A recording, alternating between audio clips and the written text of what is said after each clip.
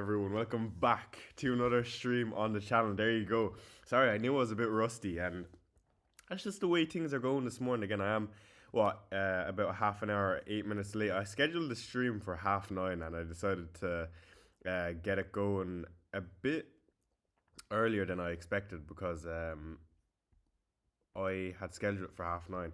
I don't know why I scheduled it for 9:30. I think in my mind I was like, oh yeah, an hour and a half before the deadline.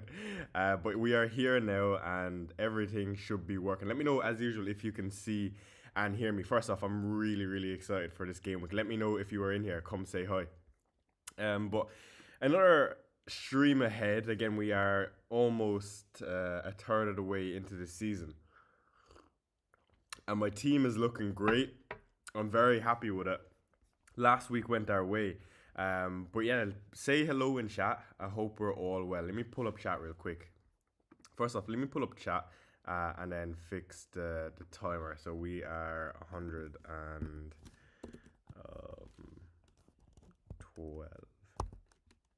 Perfect. Okay, let me pull up chat, see what we got in here. But yeah, I think this is going to be a really enjoyable game. We've got FPL Top, we've got Jamie, we've got Run Carlos. He says, any concrete news on Semenyo? We'll get to that in just a second. We have Dodd, we have Noxy, Imadia, and Crisis. How are we?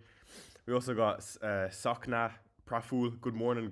I hope you're well. Anyway, we're in for a treat of a stream, and I am really looking forward to it. First off, what do you think of the team? For anyone who is listening and cannot see it, let me run through it. We got Pope on goal, 3 at the back in Anderson, Richards, and Timber. 5 in midfield in Eze, Anderson, Mo Salah, Sarr, and Enzo. And then 2 up top with Erling Haaland and João Pedro. So first off, what was the transfer last game week? It was, of course, Elliot Anderson in, who scored a penalty. I actually can't believe it. And for anyone who watches me on Scout, you would have seen my reaction live. But an absolutely amazing pull last game. We're getting a bit of luck, of course.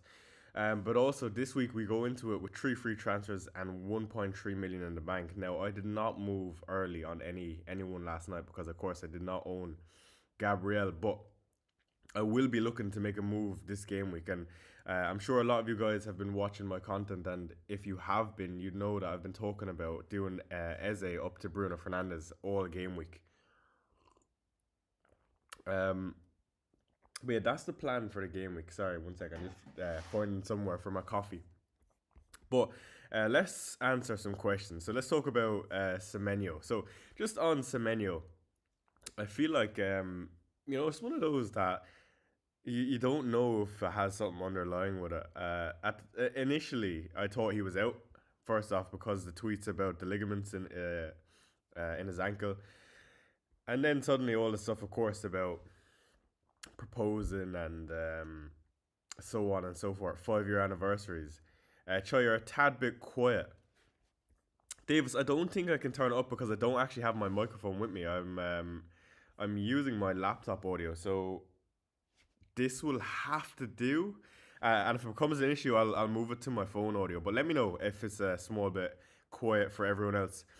Tyler says, should I be worried about Cucurella not starting? It just feels like it's time for Hatter to start knowing Barca on Wednesday.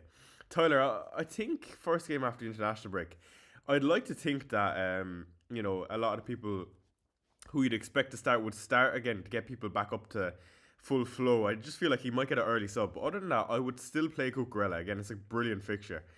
Semenyo feature off the bench if he doesn't start. I really doubt Semenyo comes off the bench if he doesn't start. And that's just my opinion. Again, I just feel like he's one of those players, if he's fit and firing to play, you want him in the team as soon as he can. So I think it's unlikely he comes off the bench. Again, I could be completely wrong. James says, good morning, Chai. Would you transfer a stack for Mbeumo and bench Semenyo and Enzo out for Mbeumo and start Semenyo? I think either of those routes are good, but also I'd be more than happy to just hold on to Enzo. I would hold on to Enzo. Good to see all the channel members in chat, though. We got Maximilian, we got Anish, who's after changing his name. We got Davis West, Refical, good to see you. But, okay, so let me talk about my own team, and we can cover some of these players who you guys might have questions about. Okay, the audio sounds good. Maybe just a small bit low for Davis. Again, do let me know. On goal, we've got Nick Pope. So, sorry, I'm sneezing. apologies. I am a small bit sick, so you're gonna have to bear with me.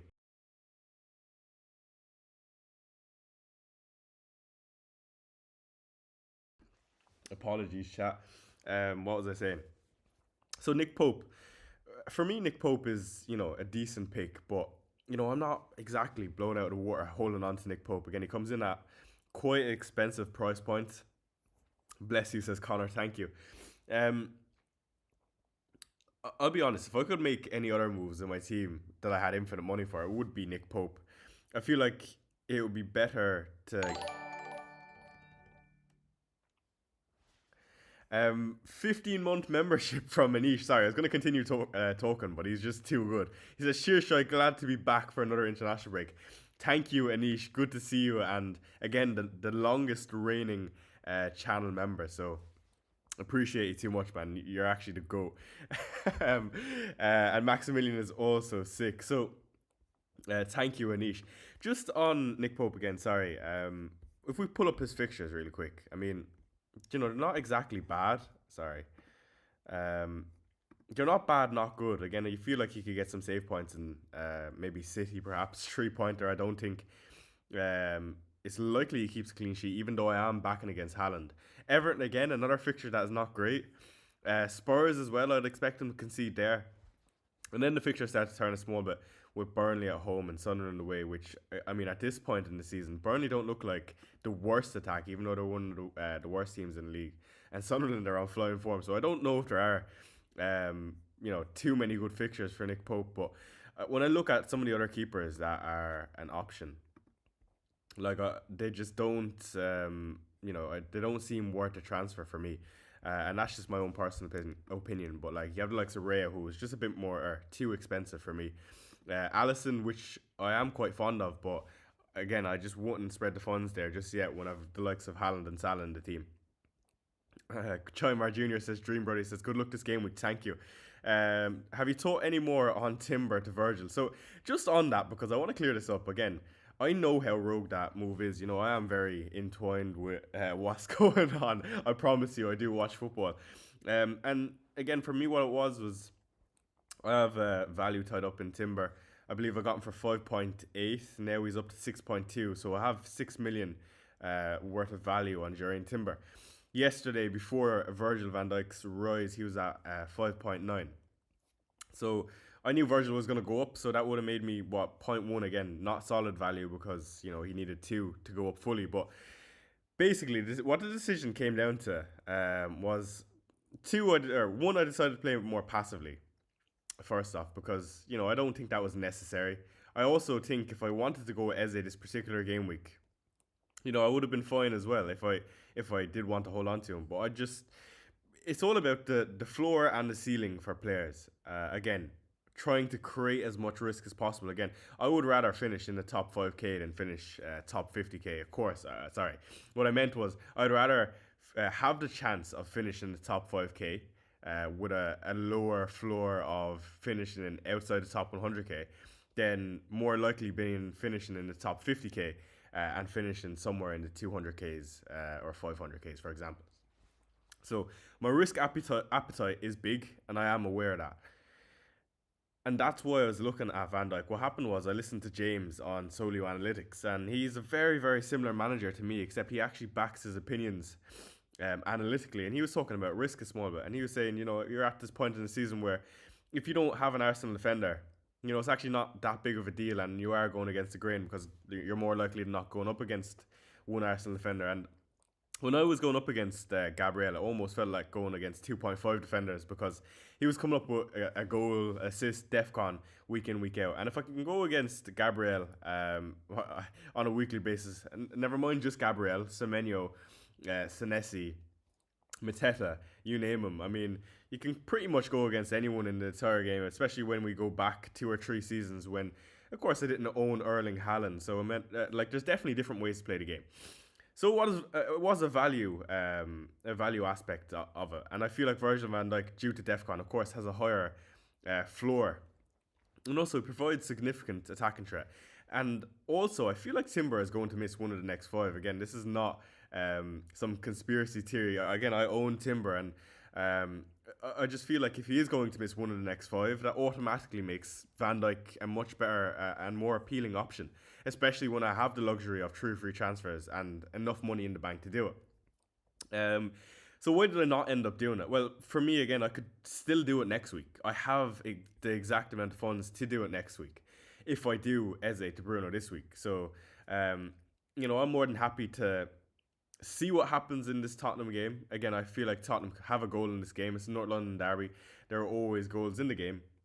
But happy to hold on to Timber for the time being. Anyway, let's move on from Timber and move on to Richards and Anderson before I start answering more of your questions. So let me take a swig of my coffee before I carry on. Hold on, sorry guys.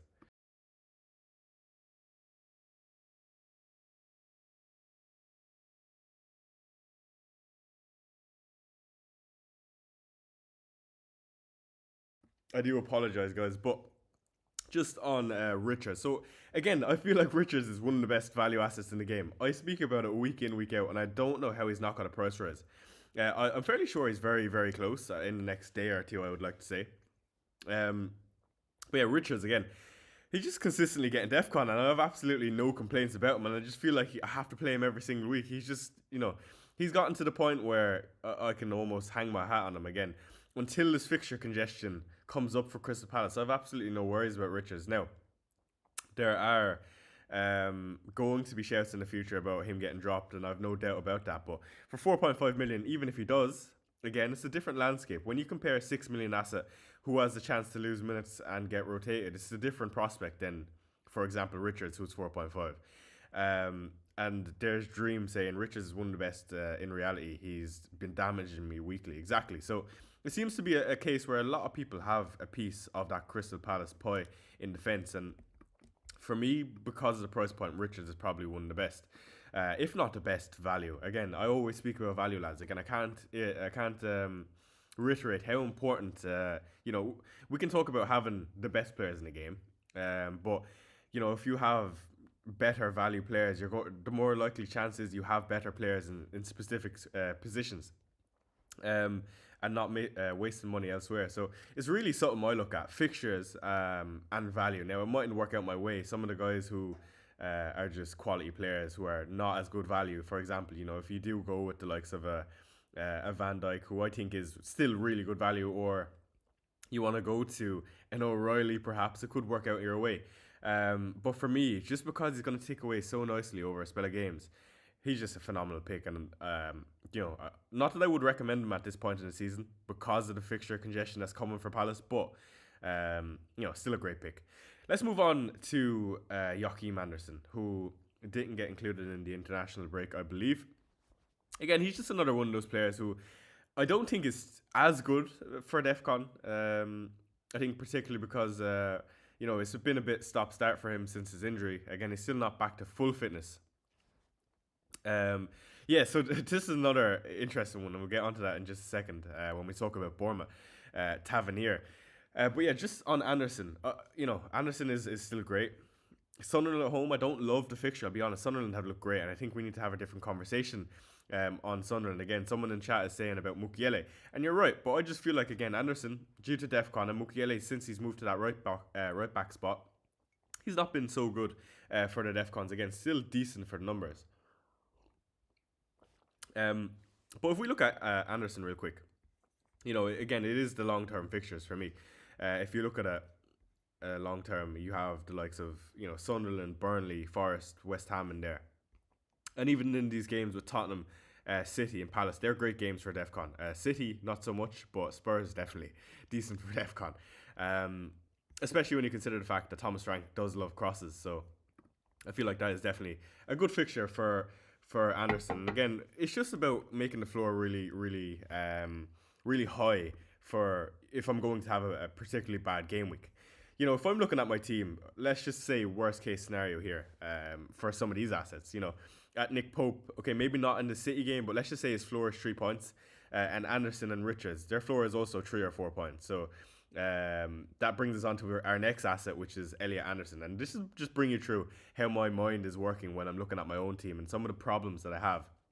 And when you have players like this, I don't think you necessarily will have problems until a player gets subbed off or get a yellow card and a blank and no defcon. But if we talk about Elliot Anderson, who did fortunately enough get a penalty last week, first off, I personally, again, a small bit of bias here because I do own him. I think the pecking order in terms of how the penalties are going to be run this season for Forest might have changed. The reason I think this is because how poor Morgan Gibbs White's penalty record has been, and also the quote about Tuchel saying how he probably should move off him, alongside how Anderson is becoming the star player in this Forest team, and taking that penalty last week, he took it with some conviction, I might add. I always feel like when a player laces a penalty into the net, that's saying I'm here and I'm happy to take the next one. Now I could be wrong about that. Morgan Gibbs White could be on him, and if it's not Morgan Gibbs White, it could be Jesus. But Anderson last week, great pick. I feel like he's starting to be in contention now with a lot of people talking about his floor is 10 DEFCON. And again, listening to James on Solo Analytics, he was talking about the prospect of getting 10 minimum DEFCON or 11 minimum DEFCON is the same as getting 12.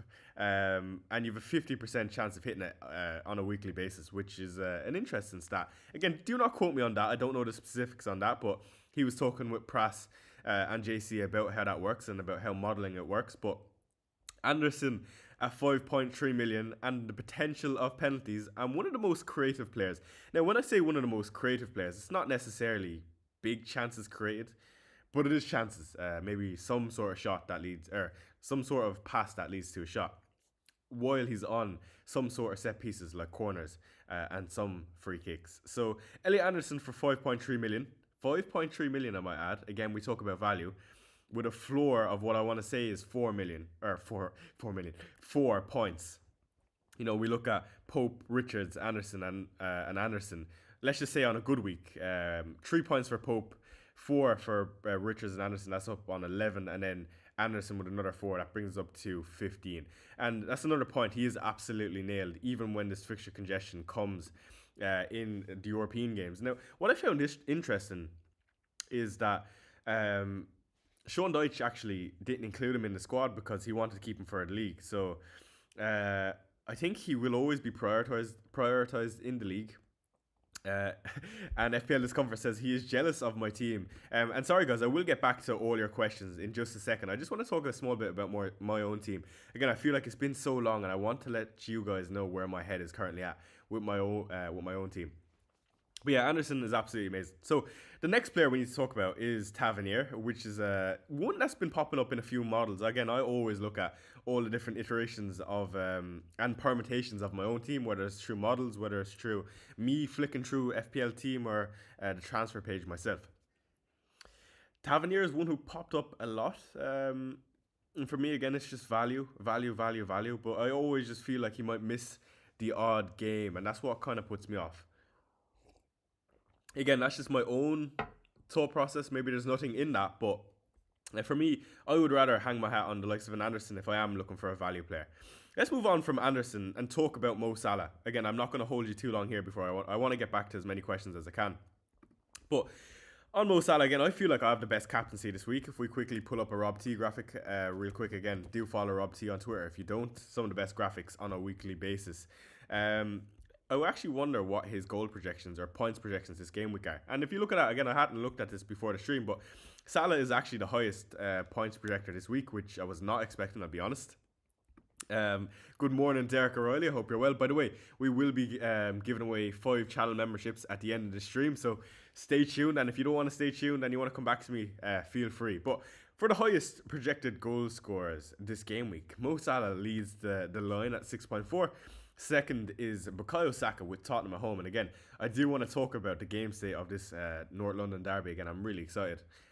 Also, kind of dreading it though. And then third will be the transfer that I'm looking to do this game week, which is Bruno Fernandes. Always going to be highly projected on Solo Analytics models. And fourth is, interestingly enough, Erling Haaland, which is quite high in my opinion. And next is Matheus Cunha, who's one that I'm quite high. And what I think is really interesting about this, and I was honestly not expecting to see this, is that he's higher than Mbeumo. Now, I don't know if that's a shift in change with Sesko being out, maybe they expect Kuna to be closer to the box and maybe he's increased his minutes. But that tells you, lads, again, I wouldn't be overly reliant on the model, but if my eye test and the models that I trust are matching up, then maybe there is a case for going Mateus Cunha, who is currently what 0.6, 0.7 less than Brian Mbeumo. So what else is interesting on this list? Of course, we have SALAH, who is now projected to play right back, and if you account that his floor is now probably 4 with the DEFCON again.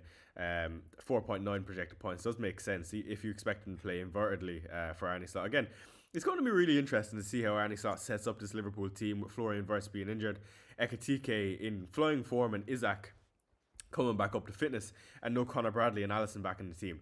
To be honest, I don't think playing SALAH changes too much with the type of player Conor Bradley is. He's not exactly your lockdown defender for all the world. He's more so, he was a winger in his day. Mind you, he does have really good defensive attributes, and I have to say he's after kicking on since his earlier days where I looked at him as more of an attacking fullback. But SALAH is, he's a workhorse, and I would classify him as a really decent defender. And if you look in past seasons with Trent, again, they know how to utilise a player at right back who's going to come inverted into midfield if necessary. And again, you'll imagine that you'll see him at all points on the pitch. Yeah, you have 8 players on there, Jamie. That's absolutely ridiculous. But yeah, let me move on to my team. We're due a PGMO MOL penalty try. Yeah, I would love that. In fairness, again, we don't exactly get penalties when we talk about Tottenham. Let's move on to Mo Salah. Again, I think he's the best captaincy this game week. And I'm actually going to do a poll in chat. If you owned Mo Salah, would you captain him? I think that is a question I'd ask you. Again, some might be stubborn and say no, but let me ask the question in chat. If you had Mo Salah, would you captain? So I think the next best captain, again, if we look at Solio's graph, is Saka. I feel like Saka is that slight bit better than Erling Haaland. Again, it's more so the fixture, the routes of points, corners, free kicks, good form, DEFCON. He has it all. And you wouldn't be surprised to see him getting DEFCON in this game with Tottenham. Not that I think Tottenham are going to be testing Arsenal crazily, but again, if Arsenal can defend in the front, it feeds the narrative that Tottenham won't have many chances. So Saka, great option as captain. I would probably go for him ahead of Haaland if I had him. Other than that, I don't love anyone else for captain if it's not Salah this week, I'll be honest. I feel like Bruno is definitely a good one. I am going to wait a small bit longer until I do my transfers, but other than that, I don't really want to talk too much about Haaland, Eze, because I'm looking to get rid of Eze. Sarr, again, he's a definite hold. Enzo, I expect to start. I don't think I have too much on him. Again, I feel like both Enzo and Pedro are great holds for this particular game week. Again, it leaves me to do something a bit different. Everyone has sold João Pedro first off. And also, I think, going into this game, I think Pedro and Enzo will see reduced minutes. Now, this is where I land the question on what would you guys do in this situation? I feel like you probably would hold on to Enzo, but whether or not you'd hold on to João Pedro or not is another question. Now, there are 2 different routes I could take it. Like I said, and let me just show you this on paper. Bringing in Bruno Fernandes for Eze, again, I have the exact amount of funds to do it because Bruno, fortunately enough, got his price drop. I think it was before the international break. The other move I could make is, of course, João Pedro, who has a great fixture this game week, down to Welbeck, perhaps. I could even go to a Thiago. Now, I don't think Thiago is a bad option at all. I actually think he's quite good, but I actually don't love it either. Now, what it comes at sorry, I can't speak. What that comes down to is, he's still new to the league, and Brentford have been amazing. I don't think Brentford can keep this up. They've been phenomenal. I'm actually not sure where they are in the league, but they're after overperforming in my eyes, and that's how I'll put it. Now, Thiago is getting 90 minutes and on penalties. I think regardless, that's why he makes him a good pick. And Maximilian says Enzo is dropping tonight, you think? Interesting. Is your volume down, sir? So okay, so I'm actually going to switch this audio onto my phone. Hopefully it's a small bit better. Bear with me a second. Audio.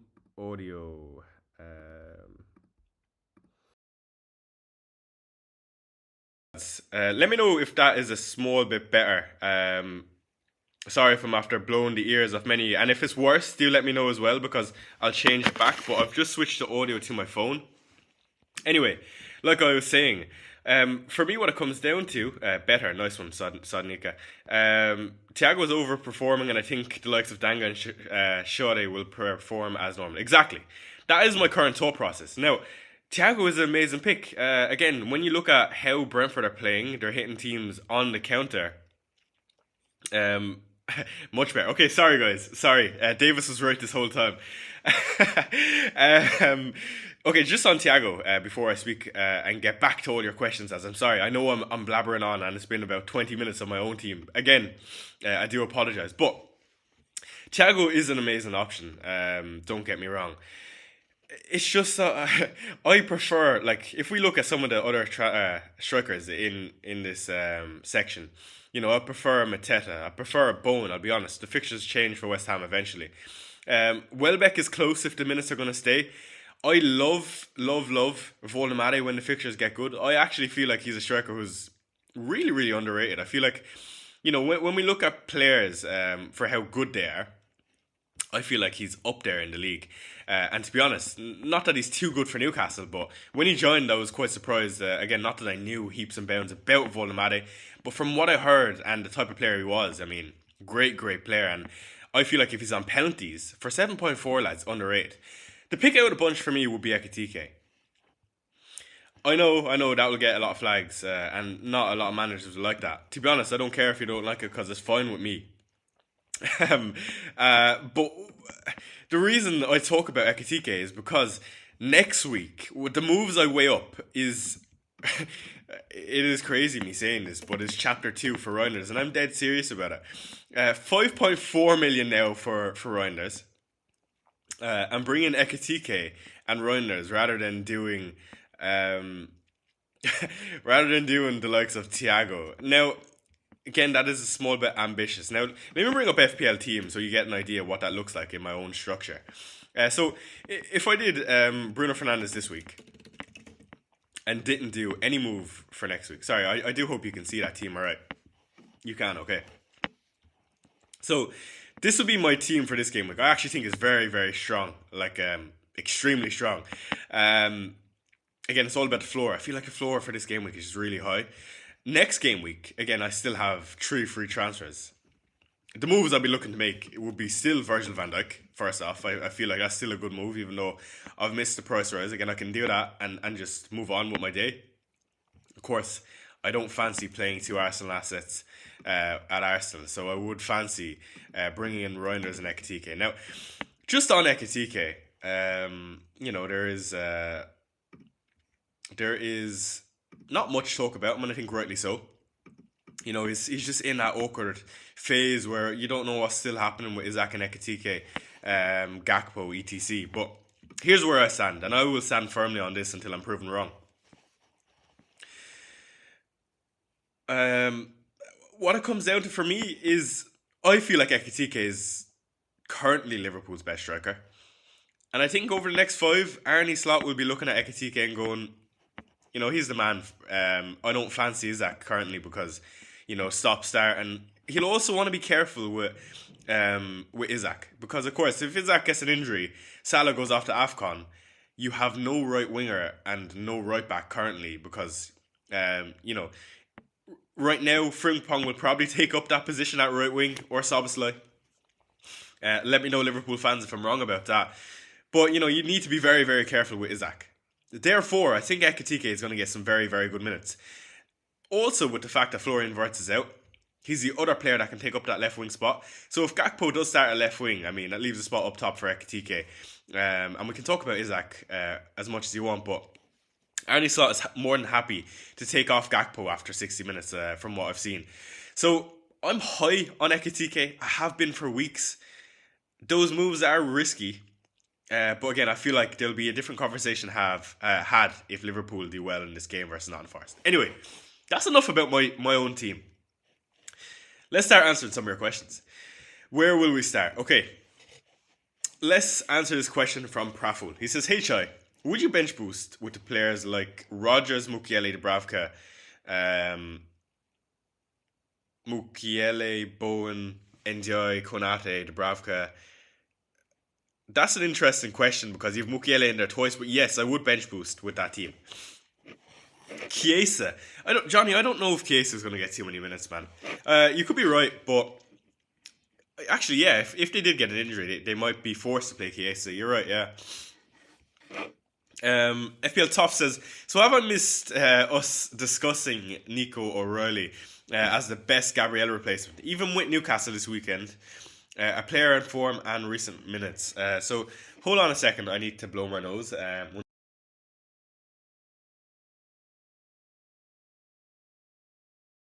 So on Nico O'Reilly, lads. Let's talk about Nico O'Reilly. So I think Nico O'Reilly is, not a bad pick, not a good pick. It just comes down to, first off, Guardiola is always going to be a better pick due to minutes. Nico O'Reilly falls in the boat of course, City and fixture congestion. They don't go well together, and Pep Roulette. I don't need to tell you about that. But I feel like if you're more than happy to take the chance on him missing 1 or 2 games, great pick. Again, it's just a price point. 5 million, I think it is now for a City defender. It's always good, but it's why I don't love it. It's just the minutes. Those players who are going to miss that odd game, I just, I don't love. And that's why I feel like, not to say that it can't happen with Anderson, but as long as he don't get an injury, you would expect Anderson to play. I'm actually starting, when we get into game week 13, 14, 15, that's when I'll stop be worrying about Richards and Timber. But for now, O'Reilly is a good pick. It's just I could not bring him in, and exactly that, Jamie. Aiton O'Reilly is returning back, so that's my only issue with O'Reilly. It's actually nothing to do with O'Reilly. But yeah, decent pick. We have Henry saying, it'll be nice to see Liverpool's best winger starting this weekend. Gakpo time, baby. Yeah, who knows? What I wouldn't write off, though, is seeing Ekitike play left wing. It looks like recently that Gakpo was kind of falling out of favour for Arne Slot. But yeah, it would be interesting to see. Everyone thought the same about Rico Lewis last year. Pep Roulette is brutal. Exactly. And to be honest, FPL Chicken, I talked about Rico Lewis this year, and it's also been brutal. So who knows? Hello, John. Good to see you. By the way, quick shout out to everyone in here. 120 of you guys in here. Do hit the like button and subscribe if you aren't already. By the way, we are closing in on 10k, and I've tried to be as consistent as possible. It's good to see that we're still seeing the same faces week in, week out in here, and I love you all. Like, I can't tell you how much I appreciate it. So shout out to a good few of the names in here. If you haven't dropped a comment in here to show face, let me quickly shout out a good few in here. So leave a comment. We got Dexter in here. We got Come On Arsenal. We won't be singing that this week. Jamie. We got Luigi, John Boatman, TNS, Dream Brother, Johnny Boy, Nishant, Tout, Tishkul, Davis, of course, channel members, FPL, Chicken, FPL, Jinx. Good to see you, Anto. Sorry, I missed your question. I was going to go O'Reilly or VVD. For me, man, it's weird. On Twitter, right, and when we scroll through the Twitter stratosphere, what you'll see if people have made their transfers already is a lot of people bringing in Virgil van Dijk or not already owning Virgil van Dijk, like this team right here. And, a lot of content creators are actually speaking about, I think because Virgil is such an obvious transfer for Gabriel, I feel like now people are going to say, actually Virgil's not that good. Maybe he's a small bit overrated. Now, I think the answer is yes for both of those. Maybe he is a small bit overrated, and it's just so easy to go from Gabriel to Van Dijk. Now, these are players at 2 different price points. Again, what Gabriel is now, I don't know if he's 6.8. Again, I don't own him, so I don't have a good gauge on his price. But 6.8 to 5.9 at the time for Virgil. That's the difference between a Senesi and an Anderson. Or even, someone who's a fodder player at 4.2, 4.3. So different price points for sure. Roden or Van de Ven to start this game? I mean, you got to start Roden for sure. So let's quickly look at this graphic. I'll show it on screen. Good to see you, Liam Farry. We also got Ivor. By the way, some of the names on YouTube have changed. Anto said, I made the transfer yesterday to avoid price rises. I went Virgil van Dijk. Yeah, that's probably the wise thing to do. And that's good for me, Anto, because I don't own him. And I heard that you are a bit of a jinx. So let's see if it works out in your favour this time around. John says, why aren't you in Gianni's Ultras mini league? John, that's a good question. I must join, John. I assume Gianni's not streaming if you're in here. Mateta or Salah choice, says Lanky. Of course, it's going to be Salah for me. Mo Cherry says, buy Sar, Enzo, Gakpo or Rice. I would probably buy, this is a weird one. I'd probably buy Gakpo. Again, good pick with the injuries that have happened for Liverpool. Dream says he's not overrated. He's great value. I agree. Anyway, let me quickly get through this graphic from Rob T. So, what are we looking at this particular game week? For me, again, I feel like it's a lot of the big teams you'd expect to win. Again, that's usually the case, but I don't think there's too many, fixtures where you'd be unsure of the result. Now, of course, there are going to be those few results that don't go that way, but on the eye, initially looking at the game week, you'd expect Chelsea to win, you'd expect Brighton to win, you'd expect a close game for Fulham, Sunderland again. I actually think this would be a tight game between City and Newcastle, and interestingly, you see it from the graphic. Thank you, Rahul, for subscribing. Again, you'd expect Arsenal to win, Bournemouth, Palace, Liverpool. Villa and Leeds, the models have very close. I would have a Villa win here, and quite comfortably in my mind. And also, United are expected to be Everton, which I don't think is a surprise. There's too many. If I'm looking at this, again, it's easy on the eye to pick out who's going to win, but what are some of the upsets that we could see this game week? Gianni's on Sky Sports. I was thinking, because I was seeing a lot of Gianni Ultras in here. For me, I don't think this Chelsea game would be any more than 2 goals. Again, it's just a feeling.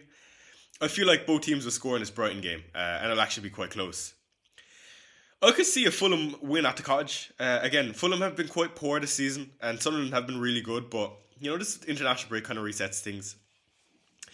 This City game, I think, will be very, very close. Hello, George. Interesting that you're watching from work, first off, and secondly, why are you working on a Saturday? You must be a busy man. I know you're a Monday to Friday, 9 to 5. The names on YouTube changes something in between nick and username, it seems. Happened several times on some sim racing YouTubers I watch. Yeah, it's weird because now you guys show the app, and I'm used to just seeing your actual YouTube handle. So I do apologize if I've missed some of your names or it looks a bit unfamiliar to me. But I'm trying to be as responsive to the chat as usual. But again, let's get back to the graphic. Just on Crystal Palace versus Wolves, I think Wolves have a goal or two in this game. Now, I know I go into this game with Chris Richards, but again, my feeling is just that, Jurgen Strand Larsen's back to full fitness, I believe. Wolves have been really poor, different manager change. Big game for Wolves. I feel like they'll stick it to Palace this time around. Have you done any score predictions? No, but I'm going to do them right now. And I actually done them before I was on stream to one of my friends. He was asking what do I project for this game week. So I'm unsure if you guys want to do this with me. But for Chelsea, I feel like it's going to be 2-0. 2-0 Chelsea. Again, do let me know in chat how you feel about Chelsea. But I think this will be a game where we see, 60 minutes for a good few players, maybe Reece James, who I do expect to start for his first game back. Enzo and Pedro, again, I feel like they'll both see 60 minutes. Maybe 70 for Pedro. Definitely 60 for Enzo for me with Barcelona, I believe it is midweek. What would be Choi's clean sheet chances for what would be Choi's percent chances for Semenyo to start or not start? You know what? I know it is on the fence. Good morning, FPL Sharp. Good to see you, my boy. It is on the fence, but I'm gonna say 65% Semenyo start. It is unusual that the Ghanaian guys would tweet about his injury. If he's not injured, why would you tweet that he's injured? Again, maybe Semenyo would have been like, maybe just say something so he can get the eyes off him while he's trying to propose to his missus, for example.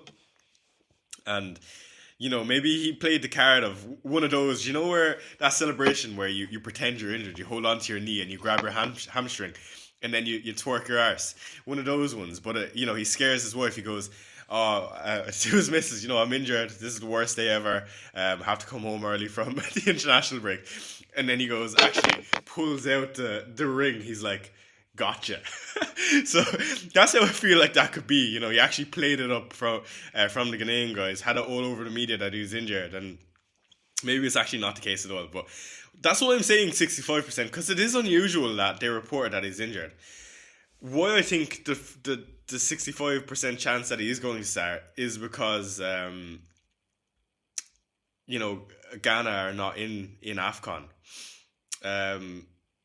Therefore, if they were in AFCON and they were going off to duty, it would be more important that he's around, and it'd be a bigger deal that he is pretending to be injured. And that's why I don't read too much into it. Good to see that a few of you guys enjoyed that one. But FPL Chicken says 3-1. Everyone leave a like on the stream, says George. FPL Toff says Chelsea better win. My accumulator will be out before 3 p.m. kickoffs. Yeah, they are the early kickoff. Good to see you, Red Devil. And Refical says W. Thierry. Let's move on to Brighton and Brentford. I think this is a game with goals. I'm going to say 2-2 in the Brighton game with Brentford. I think not Kevin Schade. No, yeah, I think Kevin Schade is going to score in this game. And also, I'm going to predict... What else am I predicting for this game?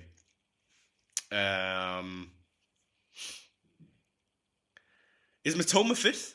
Potentially Matoma goal. I feel like it's been a while since I heard about Matoma.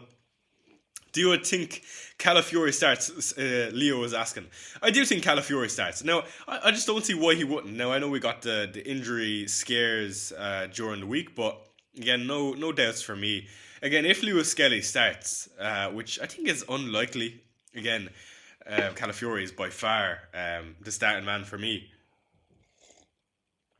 But, I have no doubts about Calafiori starting. What I am intrigued about is who starts LCB, left-sided centre half. Tiny Fungus says, good morning. Mic and camera sounding better, or am I tripping? So... That's actually really interesting that you say that. So just for a bit of perspective on the mic and audio. So first off, I've not got my green screen. That's why the mic probably looks like that. Or the camera looks like that. Secondly, yes, I am using my Mac camera rather than my usual tripod and iPhone. I actually forgot to bring my Razer microphone that I usually use. So I'm actually using my iPhone 15 Pro Max as the audio because the laptop audio is too quiet. So that's interesting that the audio is better. So maybe it's something I need to look at going forward. Matoma isn't fit, so apologies. Who is playing left wing? No, this is what I'm going to say. I'm going to say Jorginho Rutter goal. And I'm actually going to say Nathan Collins goal. So Kevin Schade and Nathan Collins to score for Brentford. And what's his name? A Rutter goal for Brighton and a 2-2 draw. Anyway, let's move on to the next game. What else we got? We have Fulham versus Sunderland. I actually think this is a good chance of being a 0-0. Again, don't shoot me down, but that's what I'm feeling. If Alisson is fit, he will play. It's if he gets injured again. Yeah, I don't think I'd have any worries about Alisson. I don't think he can kind of predict those injuries again for goalkeepers. It's just one of those things where you play him, you bring him in if you trust Liverpool offence, and if he gets injured, he gets injured. But it's just like Isaac. If Isaac came back fit, I wouldn't not bring him in if I thought he was going to start because he has a bad injury record. You'd imagine Liverpool are going to do everything they can to put in the extra effort so he doesn't. Again, that's just how I feel about that though. Re-aggravating the hamstrings though, it is a common thing in fairness. Chat Sport is asking, is Matty Cash injured? I actually saw something that he should be fine to play. Again, do hit the like button and subscribe, lads. Let's get the likes to 150 for today. Again, let me know how you feel about this Sunderland and Fulham game. I feel it'll be 0-0. Newcastle and City. I'm actually going to go 1-0 City in this game. Reynaldo Brace is the banker. Imagine. Newcastle City. Okay, so how do I see this game going? I actually think Phil Foden is going to score the goal for City again. This is all taboo again. This is just what I feel like and what my balls are telling me. But I feel like it could be a 1-0 game for City and very, very tight and cagey game. John says 2-1 to City. I don't think too many are saying Newcastle. Do you know what? I think if City win this game, this could be the start of a run for both City and Liverpool if Liverpool also win. I'm actually going to leave the score predictions lastly on Arsenal versus Tottenham because I want to talk about this game a bit more and let you guys know where I am currently on this. So from my understanding, I'm fairly confident that we have a good few Tottenham fans in here. First off, Tony Fungus is asking, start Raya or Petrovic? I would definitely start Raya. Raya has the highest clean sheet percentage this week, and mind you, I think Spurs are going to score. But I would still play Raya. So, first off, in chat, let me know your score predictions for Spurs and Arsenal. On this game, I feel like it will be... first off, I feel like this will bring all of us back from the international break. I feel like this will be a great, great game. And why I think that is because, Arsenal have to come out this game gunning for Tottenham. Again, it's at the Emirates. They're on for the title. They are due a big performance. As well as Arsenal have played, I feel like it would be a big statement for Arsenal to hammer Spurs. Therefore, I feel like there will be space opened up. Again, game state is a big thing for me. I can't imagine Arsenal sit back against Spurs again, as much as they will play a low block and be very solid, of course, and give us no space. But I feel like this game would be 1-1. Now, Spurs have a lot of key players back from injury. The likes of Archie Gray, Lucas Bergville, Pat Matasar is even fit to play. Mohamed Kudus was in training. Colin Boani is playing with a black mask. We've seen black mask before. It brings me back to this man right here. Again, sorry, this was not the one he wore in the derby. I believe it was this one. But, there's just something, there's something looming around this. Van de Ven and Romero are fit, the only pairing to keep out Erling Haaland this season. Destiny Udogie is back from injury. Maybe I am a bit optimistic. I don't think Spurs can win this game. So let me put that there. I think the best result out of this game is 1-1. What I want to see from Thomas Frank's Spurs Lily Whites, I want to see a performance. I actually couldn't care less about the result. Mind you, of course I do care about the result, but it is more and more important that we see a performance from this Tottenham team in a big game. We didn't see it versus Chelsea. Very, very underwhelming. We didn't see it for large parts in the United game. Only the second half we saw it. City, okay, sure.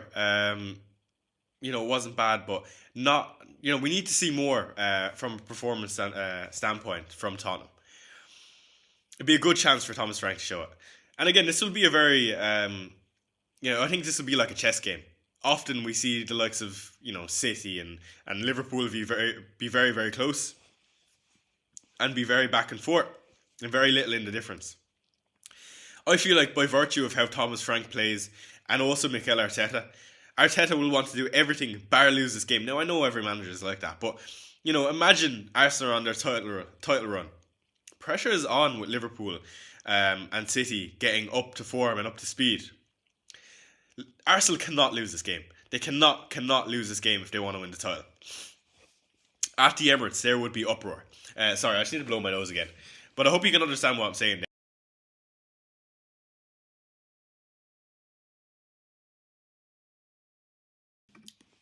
So this is very, very important for Arsenal to win this game, like I said. And also, it puts a lot of pressure on Arsenal. Again, they've been so good. Spurs have been so bad. Mind you, Spurs with the best away form in the league, which is crazy.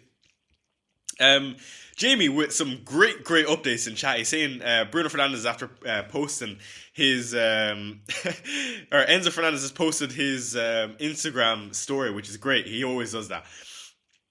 But yeah, That's how I feel about Tottenham and Arsenal. And again, I can't wait to be shown wrong and Arsenal absolutely smashes 3-0 in this game, but it's just how I feel about it. And again, I'm not usually so optimistic about Tottenham. When I say so optimistic, a 1-1 draw is not exactly that, but that's how I feel. Anyway, let's get back to talking FPL. And I do apologise, lads. I know you haven't had your chance to ask too many questions. We are circling exactly 30. Let me get back. Should I start Vodemare, Xhaka, or Anderson? Now, when you say Anderson, I'm going to assume the Fulham one. Again, you've spelt it with an E. For me, I would be inclined to play Anderson, to be honest. I think it would be a tight game. I would also have no issue playing with Vodemare. Playing a striker versus City who, are not exactly the greatest defensively, but I would play Anderson. JC says, yes, Choi, my boy, take out Enzo and Eze for Mbeumo and another 5.8 midfielder, or no, I have 2 free transfers. I would be inclined to hold on to Enzo and Eze. I'll be honest. Saying that, I wouldn't mind moving on Eze, but I'd be more than happy to hold on to Eze. Johnny Boy says, Morning Choi says, benching Anderson and Lacroix to start Senesi, Van Dijk and Saliba. Is that the right play? I would probably, again, maybe this is a bit my bias kicking in, but when I look at the floor, Lacroix I would prefer to play over Saliba. Even if Saliba gets a clean sheet, what's that, 6 points? Lacroix is minimum 4 points, I would like to say, in this game versus Wolves. Again, maybe you disagree with that. But also, Palace have a really decent chance of a clean sheet. And I don't think Saliba has a chance, or a good chance of getting DEFCON. MK says, should I do Paqueta to Bruno? Already have Mbeumo. That's an absolute no-brainer. Or Gabriel to Timber. So Paqueta to Bruno if you can do it. Definitely. And I would not be taking a -4, I don't think. Enzo to Foden. FPL Tough is asking. Yes, but why not hold off a week? Unless you're confident of City in this game versus Newcastle. Tort says, game week 13, I prefer Doku over Reuners and have Kuna over instead of Fernandes. Yeah, I've looked at the route of getting Kuna instead of Fernandes. I actually think Kuna is a great option going forward, especially with Sesko's injury. But yeah, I don't mind that at all. Would you captain Haaland or go differential with captain like Mateta or João Pedro? I don't think this would be the week where I'll be putting it on João Pedro first off. Jean-Philippe Mateta, I don't fancy him either. Again, great fixture for Palace, I might add, but I feel like there might be an early sub in this game for Mateta. If I had Saka, I'd go there ahead of Haaland. And do I think Bruno is a good captain this game week? Of course. Bruno is always a good captain. Again, you've seen the week where I've captained against Chelsea. I'm trying to think of the game state of this game versus Everton. I believe I've heard a stat that Everton have the most chances, the most shots conceded from outside the box, and Bruno is one of the highest shooting from outside the box. So it's a good game for Bruno, of course, and the roost of points he has for DEFCON and the flying form he has on international break. So yes, Bruno is a good captaincy, and I am bringing him in this game week, it looks like. Eze will score against Spurs. It's written in the stars. Anto, don't tell me that when I get rid of him. I know what you're saying, but I actually don't fancy Eze in this game. Kuna at number 9 looking spicy. I'm a bit jealous of that one. Yeah, so I've also looked at that route. I could bring in Kuna and move Enzo. 1,430,257 went kudos to Graven Birch. Team review PLS. Tiny Fungus with the super chat, and of course we have to do a team review when he sends in a super chat like that. Thank you, Tiny Fungus, for the super chat. Really appreciate it. First off, he wants a team review. 1.4 million and 30,257. 1.4 million. 143. 0257. Thank you, Tiny Fungus, for the super chat again. Really appreciate the support. He has done Mohamed Kudus, who is fit in this Arsenal game. I wouldn't have done that personally for Ryan Gravenberch. So here is Tiny Fungus's current team. Again, I assume he's playing Senesi. I would like to hope. He actually has a very, very good team. So, Tiny Fungus, let's talk about your team and what I would do. I'm not mad on Gravenberch, I'll be honest. I would have been more than happy to hold on to Kudus. Let me think. The reason I would have held on to Kudus is because he could have benched him this game week, and I would have been more than happy with playing one of Volomade or Gehi. Now, Gehi seems to be back. We got good quotes from Ollie Glasner that he's going to play. So, what I probably would have done is, if let's just say Gravenberch was Kudus, I probably would have played a 4 or 5 at the back, or just played a Volomade and played 4-3-3. But team looks good overall. I think not necessarily particularly for this game week, it looks outstanding. But it looks great for next week. The next week after, I believe it is. I'm just looking at the next week after looks great. This week, I believe I would play. If you're confident in Gravenberch and you just have to bring him in, I would play him like that. Otherwise, I would probably play that. I think it's quite hard because you've a good few 50-50s in there, and I think it could go either way. But Gay, if he's fit, he's a better option than Anderson. Volomade is very close to Shalaba.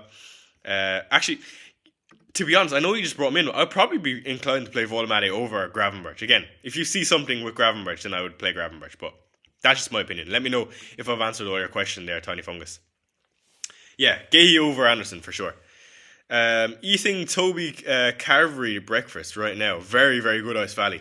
TK says, good evening, Choi and all from Australia. Start Xhaka or Caicedo this game week? I believe Caicedo played every single minute versus... Let's actually go to FootMob real quick. I believe he played every minute for... who was it? Colombia on the international break. 180 minutes. Don't quote me on that. Let me quickly check.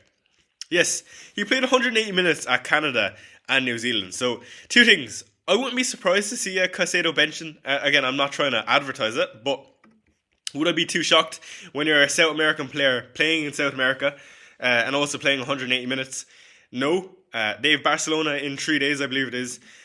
I would play the other option, for me anyway. TK, personally, in Xhaka. Frazen says, hi. Sorry, let me pull up my screen again. He says, hi, would you start Raya over Petrovic in goal? Yes, I would.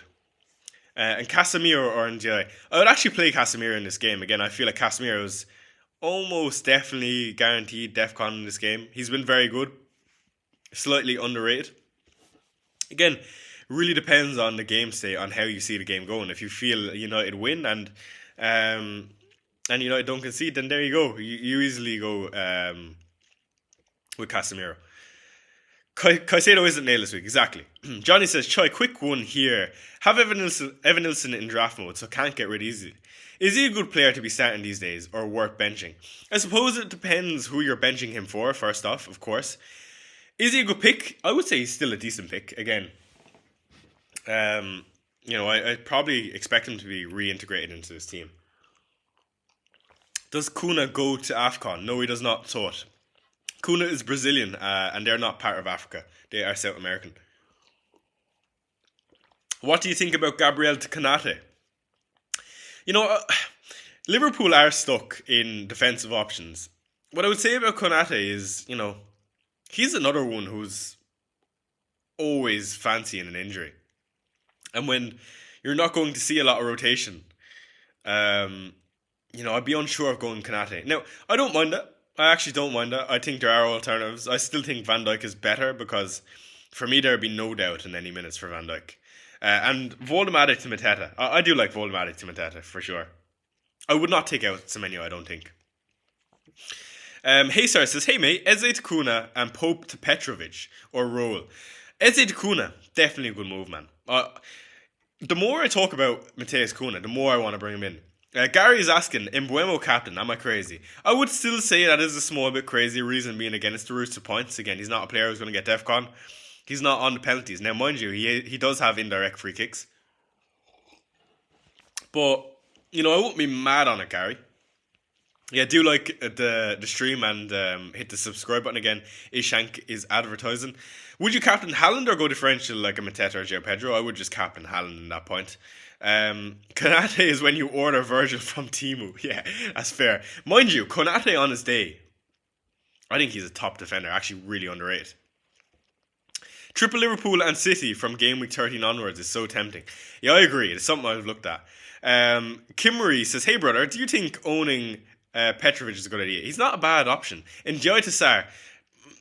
Again, because Enjoy can get DEFCON, again, in a game like United, where it'll be high-paced, high turnovers, I feel like I would hold on to him. Yeah, I've seen that versus 6 weeks.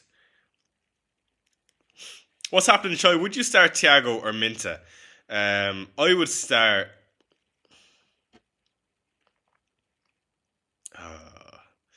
I think I would start Thiago because of penalties. Also, what do you think of De Ligt? Again, I think De Ligt is an amazing option. I've noticed that a lot of people have 9 DEFCON. He gets a lot of 9 DEFCONs. Yeah, De Ligt is a great pick for sure. Would I be bringing him in is another question. But he's definitely a decent option, and I fancy United in the next run of fixtures. Anyone inclined to buy Reece James to try get 60-minute clean sheet before the wheels fall off? No, not for me, man. No, just at that price point, you know. He's not a bad option, and he looks on form and getting good minutes, but I don't fancy it. Will Salah hold today? I mean, I hope so, Chloe. I wouldn't be captaining him if I didn't think it. 3 o'clock kickoff. I didn't realise there are so many 3 o'clock kickoffs. Okay, so let's do a little scroll on Twitter. Again, I can't imagine we're going to get any team leaks, but we will be keeping an eye on just in case we do. Cheeky swig of the water, and then a cheeky swig of the coffee. By the way, I'm on very little sleep if you're wondering why I'm very groggy. Yeah, lads, I don't fancy Jean-Philippe Mateta as captain this week. Welbeck feels like a great punt. He's not a bad punt for sure. I mean, I wouldn't mind that. 328k noob. I love you, Simply FPL, my man. Alright. How many of this lineup am I going to own? I own Salah. I'm going to own Bruno, Haaland, that's 3. Sar, 4. Enzo 5. Maybe this week is not looking so good. You know what? I actually think I'm just going to bring in Bruno now. Okay, so I'm going to prepare myself. So, of course, we do know Chelsea are the early kickoff this morning. And Maximilian makes a good point here. And this is what I'm about to go to. I love me county, says 1974. Good stuff. Maximilian says, if you predict Enzo to be 60 minutes, is he a sell? And that's a good point. So, in the scenario, again, I'm going to use FPL Team for this because I fancy using this GUI because it's just a bit better. By the way, do check out FPL Team if you haven't already. Just makes planning a bit easier. Let me quickly set myself up in the case of a scenario where the likes of Enzo or João Pedro are benched. And I actually haven't thought about this too much. So, if Enzo is going to be benched, what would I do? And I'm putting myself in the spot, so you're actually going to see my thought process in real time. So, my current move right now is bringing in Bruno Fernandes again. If I don't bring in Fernandes, the one I was looking at is Matheus Cunha. I feel like if Enzo or Pedro are out, I have to bring in Cunha. And the reason for that is, you know, if I look at a lot of the options underneath Enzo Fernandes, what price point is Enzo? Sorry, I think it's 6.6 at this point. Sorry, I just can't see. It's not showing me the price. How much is Enzo? Sorry, I need to check this. I know I'm tweaking. Enzo brings me up to 6.7. So that is interesting. Hold on now. If Enzo is in theory out, I could do Enzo up to, when I say out, again, not starting, that's the important thing. Enzo to Matheus Cunha, I like that. But I don't love it. Would you mind checking Twitter and reviewing? Johnny with a super chat. He says, can you review my Twitter? He's after DMing me on Twitter, I see. Okay, I'm going to answer you. I'm going to open it in a new tab just because I don't really want to show my DMs on Twitter. Again, not that I'm hiding anything, but again, maybe there might be some confidential stuff in there. But yeah, thank you for the super chat, Johnny. Appreciate it, my man. And I'll give you a little review in just a second. I just want to run through exactly what Praful is saying. Why not Yankuba Minta? So Yankuba Minta is an amazing option. I could do Bruno in still and do Enzo to Yankuba Minta. That does two things. it gives me funds, gives me a decent option, and also, it leaves me still get Bruno, which is important.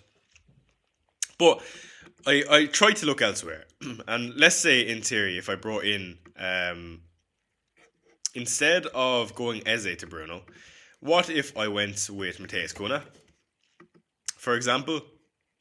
And it leaves me with 7.7. Now, 7.7 doesn't leave me do anything crazy, but it is better than than having Enzo, who is not going to play if he was in theory out. Sorry, I know I'm waffling now, but who would I go to in this position? I'd actually, Minta is one I looked at. And the reason I've looked at him is because then it leaves me go to Ekitike this game week and let me do something really, really high risk adverse and something I actually really, really like with Minta, Kuna, and Ekitike. I mean, that is differential FC. I mean, no one really is going Ekitike, and it'll be a chance to get a leg up on the double Liverpool attack. But yeah, that's in case of an injury. The other route is to hold on to João Pedro if he's, let's just say he's playing, and go Mukiele up to Van Dijk. Now, I know I missed the price rise, but this sets me up in two ways. Oh, I don't have enough money to do that. Maybe I wouldn't do that. Why did I think I had enough money to do that? 5.7. Actually, Senesi. I would just go Senesi in that case. Again, another great value player who's going to take away nicely. But that would set me up nice for the bench boost in the future, which I do have remaining. Anyway, that's in case of a Chelsea leak. Let me go and look at, you know what, I will open the DMs on Twitter because, just to prove to you I have nothing to hide. Here's Johnny's dilemma. Again, thank you so much for the super chat. He is playing draft, so just to know, I believe this is draft. Do I start Dango or do I sell Gabriel to Rodon or Collins or just sit him on the bench? I would sit Gabriel on the bench without a doubt. That defense looks great.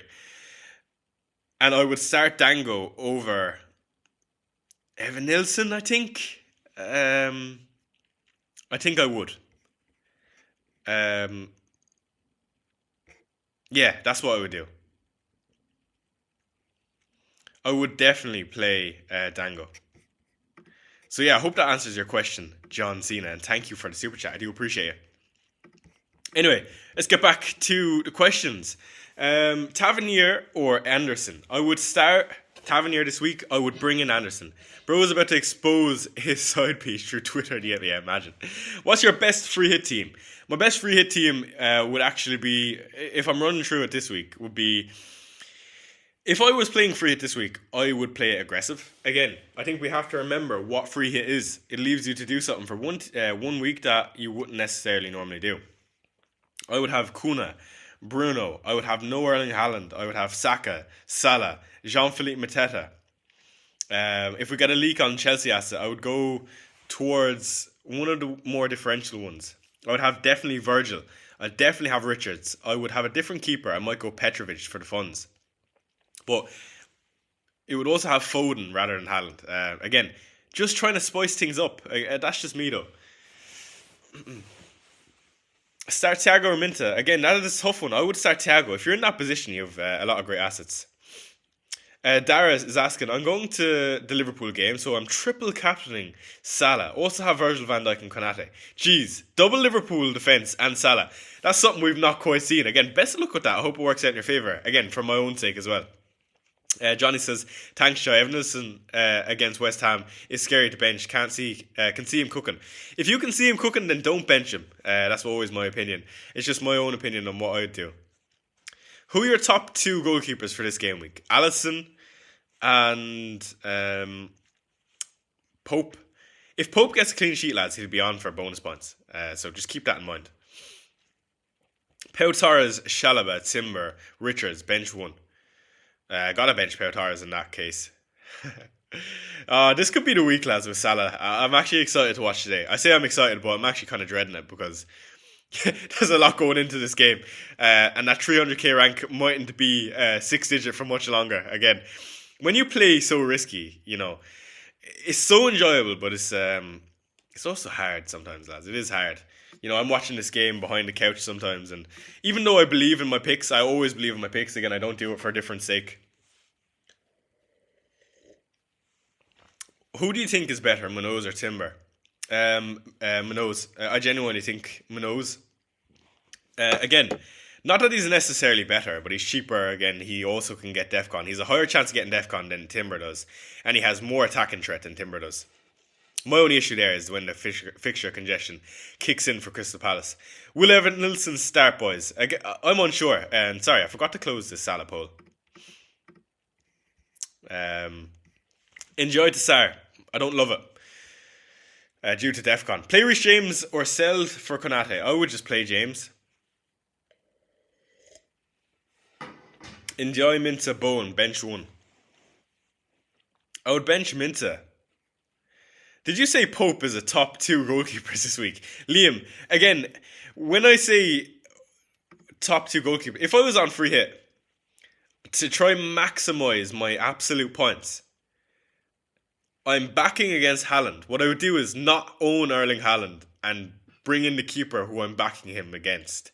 And if Pope does keep a clean sheet again, he will have bonus points. Play Gehi? Yeah, I play Gehi. Enjoy to Minta or Sar. Again, I would hold Enjoy, but if I had to get rid of him, I would go Minta. I bought in a Gakpo instead of Mbeumo. That's interesting. I wouldn't have personally done that myself. Start Semenyo or Richards? Definitely start Semenyo. Semenyo for free for Bruno. That is a tough one, Tez. That is real tough. I would probably be inclined to do it anyway, regardless, because I just feel like Bruno over the next few, man, he could be unstoppable. With the form that he's picking up. Sanchez and Raya for clean sheet odds. Yeah. I feel like Chelsea always have a goal to concede, though. They don't, they're not exactly solid at the back. Hey, Choi. Adley was in the Bournemouth pre-match graphic, so no Semenyo. Would you look into that at all? Absolutely not, Jamie. Absolutely not. I don't think so. Aaron says, Yo, Choi. Hello, Aaron. How are we? Jake Anderson says, would you transfer out Kudus? Who would you transfer out for Kudus? Enzo. No, I don't think I would transfer out Kudus this game week. I think if you still have Kudus at this point, you bench him this game week. And to be honest, I expect Kudus to start this game week. So if you're any bit hopeful of Kudus, I would play him. But personally, I would bench him if I had a defender like a Richards, Anderson. Any of those 4.5s, even a Mukiele, I'd be happy to start. Chai, I need your opinion. Read above if you can, Mr. Feder. Of course. Chai, I need your opinion. I have 4 free transfers that I want to bench boost. I want to sell Pope, Diouf, Reinders and Bowen. I also have Semenyo, which is making me hold the bench boost. I want to sell Pope, Diouf, Reinders and Bowen. Yeah, I can hear that. I would probably, if you had a starting 11, I would hold off on bench boost. Particularly because I don't think it's a great week to use it. I know there's, it's team dependent, and it always is, but I think, like you said, with the Semenyo scare, and also some of the fixtures not landing the best for a bench boost, with Rodon with Aston Villa at home and Dubravka with Chelsea home, Mukiele with Fulham away. I actually don't love those fixtures now. I know, if we always talk about if they're going to play 90 minutes and they have... they're going to start, then you play the bench boost. But again, it's just too problematic in this game week, and I'll be more than happy to wait on Semenyo. Derek Early says, on wildcard, Royce or Rodgers, price point problems. Again, this is controversial from me, Derek, and let me know if you disagree with this. But Anderson is a better option from a price point and value perspective than both Royce and Rodgers. Now, I feel like over a spell of games, Rodgers is going to give you a lot of 2-pointers. Anderson, with his DEFCON rate, is probably not. And Royce is also, Royce is a good option. It's just he's that bit more expensive. I just don't know if it's worth it. So, out of the two, I would actually take a punt on Rodgers. I've looked at him myself. I just feel like he's not very valuable, especially with, I know Villa are starting to pick up form, but still don't love it. But yeah, I would probably lean towards Elliot Anderson. Again, let me know if you hate that. But yeah, that's a tough dilemma. Get in Virgil or Senesi for Porro. Virgil. Voldemani plus Kudus to Mateta and Anderson, or should I go for Ekitike instead of Mateta? I think Mateta is still probably your guy with the penalties, Aaron. When I say that, I would bring in Ekitike because I believe in the Liverpool attack. But on the assumption you think Liverpool are still shite and I don't think they can turn it around, then, Choi Gillis Alexander. Saka or Mbuemo captain? For me, it would be Saka. Hey Choi, should I bench boost with Dubravka, Mukiele, Xhaka and Senesi? Absolutely. Sunindra, I would definitely do that.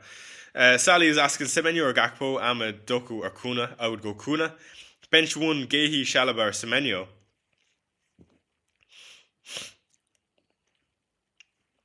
Gehi, Shalaba or Semenyo.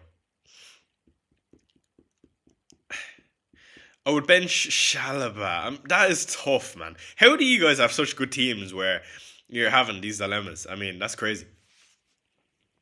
What do you think about Neto? He's got good minutes, but again, he's just not that FPL asset in my eyes.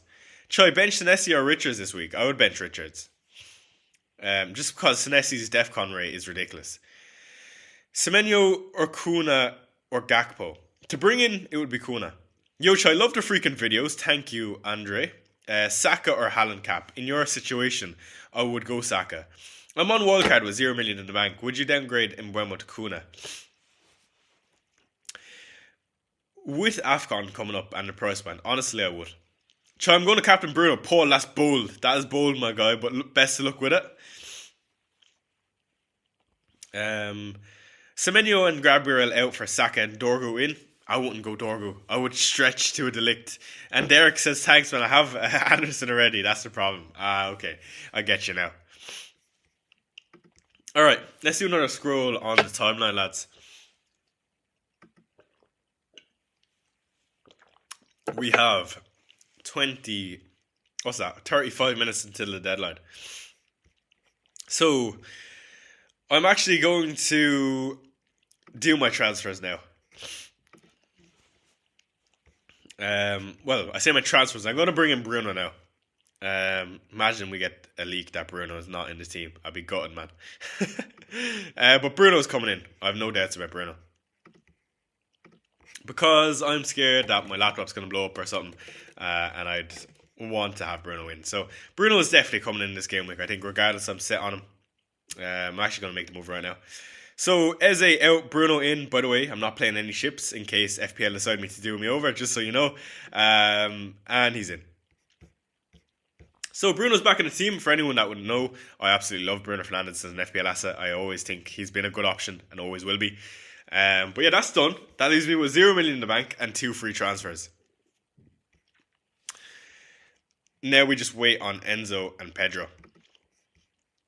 For what it's worth, I really hope Pedro is starting, because if he is starting, I think he gets a goal. Burnley is a great fixture for him. And it's a game where he can control if he's playing in the 10. A 7.3 to midfielder to buy. Already have Anderson and Sarr. What do you think? 7.3 to buy midfielder. Jan Kuba-Minta, again, it's just an awkward price point, 7.5 and below. I'll be honest. Jan Kuba-Minta, though. Okay, so Bruno's in, and I just want to talk a bit about Bruno. Look at the fixtures, lads. The fixtures are just that good that, and the minutes are that good, and the penalties and the free kicks, it's all there. Sorry, I just need to clear my throat again.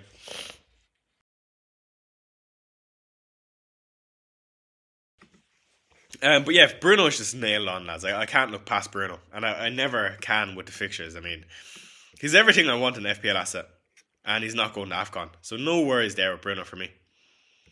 I feel like it was a no-brainer. It also makes my team just that much better from. Again, I always talk about the floor, but I just brought in Bruno app on. Captaincy's a coin flip with 5 sides this week. Yeah, I think if you particularly don't want to go with Haaland, it is tough. Why start Elliot Anderson over Mukiele? Because I don't think this is a good fixture for. No, when I say I don't think it's a good fixture, I see I see Fulham scoring. I know I predicted 0-0 in my prediction, but you know, if I expect Fulham to score, and I also expect Anderson to get Defcon at a base, I would rather play Anderson. For me, actually, maybe that's a shout to play Mukiele.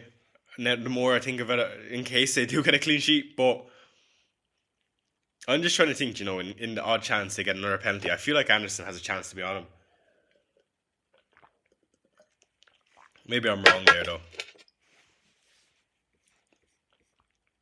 Would you bench boost if you had both Caicedo and Semenyo?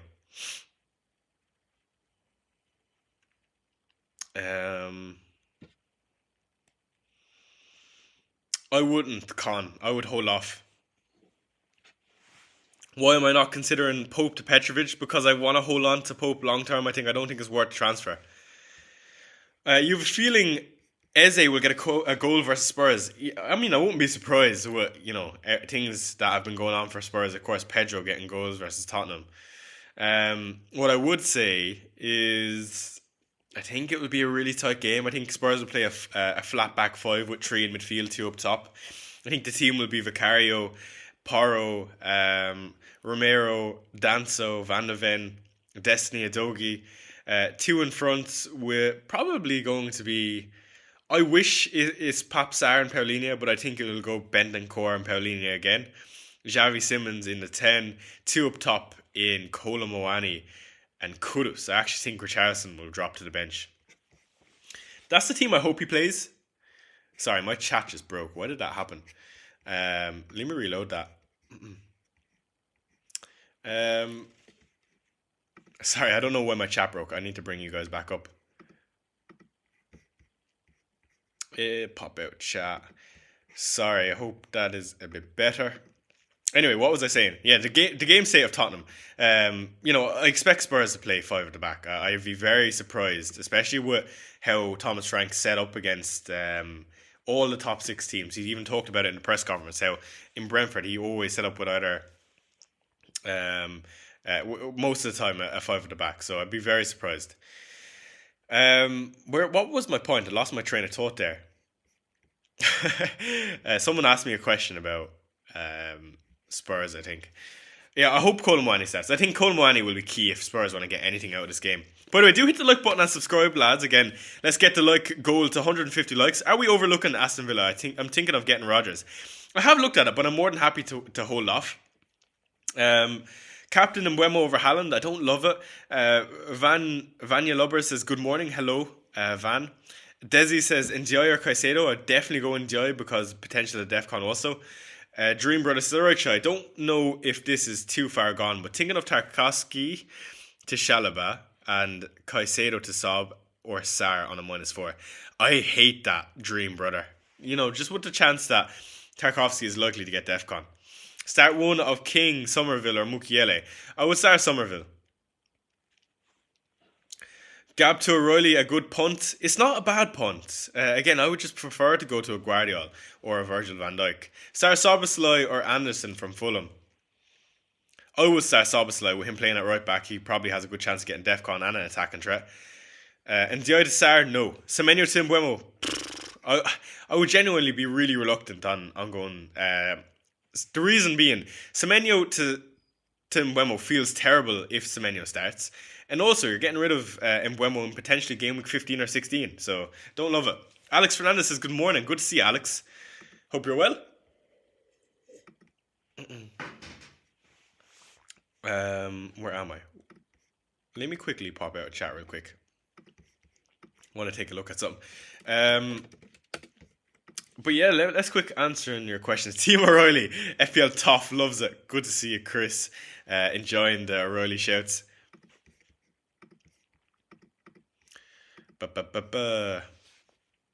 Thoughts on Joe Gomez? Absolutely zero thoughts with Joe Gomez.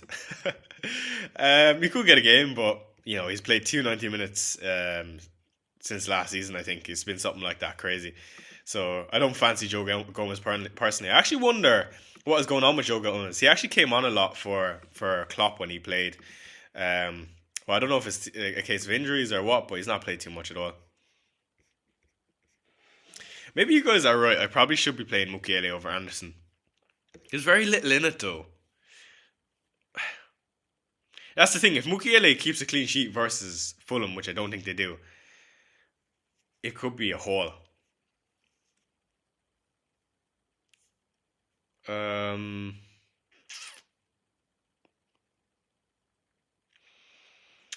Yeah, there's very little in Anderson, Mukiele, and Roden. You know what? I'm actually going to leave it on Elliot Anderson because it's what my gut has taught me all week. Now, whether or not it's because he hauled the last game week, I'm unsure, but I just feel like DEFCON is almost guaranteed for this game for Anderson. O'Reilly and Delict or double up on the Crystal Palace defence. First off, it depends on who the Crystal Palace assets are. Assuming you're looking at O'Reilly and Delict, it's probably going to be Lacroix, Gahey or Richards. Mr. Marinkus is watching, says David. That was brilliant. David, is that DT or is it a different David? I'd play Anderson on the preference that he's at home. Fair. Bench boost, Dubravka, Anderson, Roden, Thiago, worth it. You know, if Mark Guy wasn't a dead spot for me, I would actually bench boost that. Chilma man, what combo do you prefer? Saka, Richards, or Mark Guy? Or Minta, Van Dijk, and Minoz? Minta, Van Dijk, and Minoz. Oh, never mind. That's a tough one. Sorry. Saka, Richards, Guy. It depends, because it means you have to bench one of Minta, Van Dijk, and Minoz on a weekly basis, I assume. I'm going to go and say Saka, Richards, and Mark Guy. Assuming you're benching Guy on a weekly basis. What's good, Cactus Jack? Good to see you. He says, what's good? I hope you're well, my boy. Good to see you in chat. We also got Liam Walsh in chat. He says, hey, Chai, just in, I'm looking at Mbuemo for captaincy. How much do you hate it? I don't hate it, put it that way, but I also don't love it. Anderson is away at Anfield, exactly, so he's going to get DEFCON, right?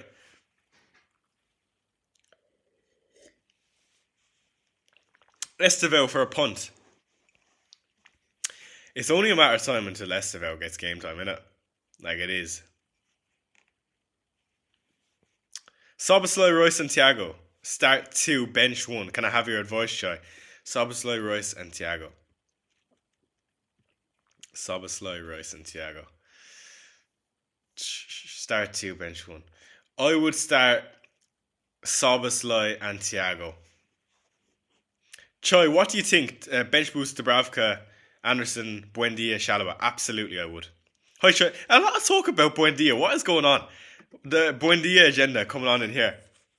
For a 2-week punt and bench boost for this week, Buendia or Tavernier? I would go Tavernier. Will O'Reilly get rotated? I think so, but not as much as I think we're thinking he will. Should I switch Enjoy to set? Godambino, you've asked that question 10 times. I've answered 10 times in case you haven't heard me. But yes, I wouldn't switch Enjoy to Sar. Edo Beer says, when did you transfer in Bruno, Chai? Just now, about 25 minutes ago. I'm running out of juice, lads. No more liquids. Okay, let's do a little scroll on Twitter. Again, I want to make sure I don't miss anything.